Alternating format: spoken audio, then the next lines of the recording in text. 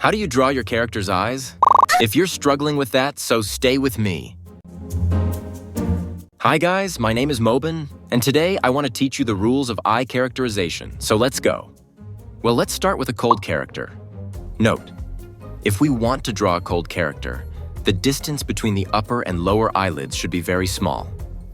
2. The eyes should be sharp, like this. Now, if we tilt the same eye more, we will have a cunning character, like this. Energetic and cheerful character, note. To draw an energetic character, the eyelids should be big, and the pupils of the eyes should be large, like this. A cold or careless character. To draw a dumb or careless character, the upper eyelid should be flat, and the lower eyelid should be round or flat like this. Strong character. To draw a strong character, the eyes must have many sides. 2. Pupils should be small, like this.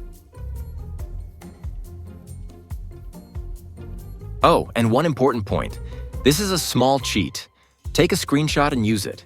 If you don't know how to draw lips in different positions, don't miss this video. My name is Mobin, and don't forget to subscribe.